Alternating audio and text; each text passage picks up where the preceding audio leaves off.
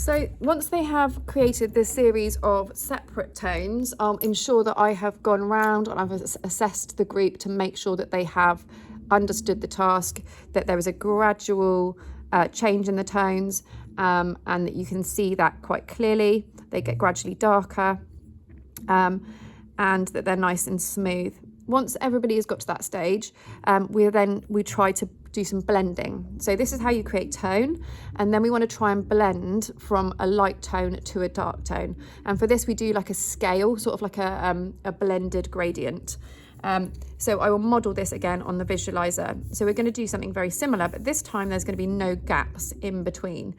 So as we go across, we're going to layer it. By the time you get to the darkest tone, you are increasing the pressure slightly as you add the layers, but you're still not pressing so hard that you indent your paper. You should never you'd be able to feel that sort of indentation, and I explain that to the students as well, because again, a common misconception is they press really hard and they have the indentation. Okay, so this time we're going to start light again at the end, and we're going to gradually, as we go along, we're going to layer it and make sure it's nice and smooth. And we are going to layer.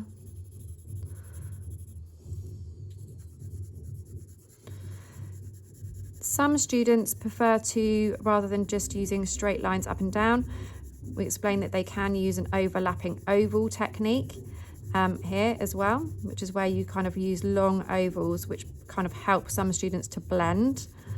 So we'll explain that as a technique.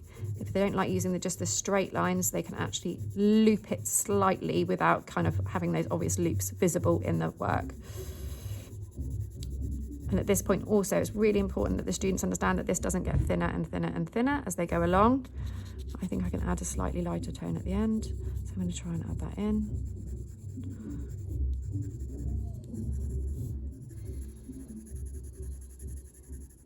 Okay, so they want to do a gradient, something like that, from light to dark, and that's when they're going to start to learn how to blend. I've got a couple of student examples which I would show as well. So we've got an example here of a student who's experimented with the separate tones and then the gradient, and then again this one here as well is another nice example of the students' separate tones and gradient. So the next stage of this project would be to then start to apply this kind of blending, but then we're thinking about how to actually apply that to a three-dimensional object. And I say, what is the difference? You know, looking between the two, what is the difference between the blended scale and then what we're doing here that maybe we have to extend that learning slightly? And the answer is the following of the form. So clearly explaining what following the form means, what forms are, just making sure everyone's clear on what form means.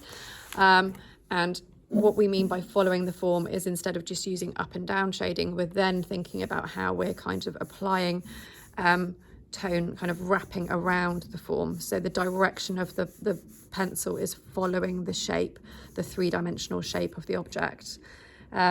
We do this by copying a Barbara Hepworth sculpture, a drawing, because this is obviously a three-dimensional object with light and dark, and we get them to really think and observe where the light and dark are. Again, we'd be questioning them, why is the light up here? Why is it dark there? How do we show that? What direction would we be shading in? And then they go on to create a shaded drawing, so applying that knowledge. So it's really broken down step by step. So following the teacher's example for these, and then it's kind of slowly letting them off, but the learning is broken down and really chunked and scaffolded.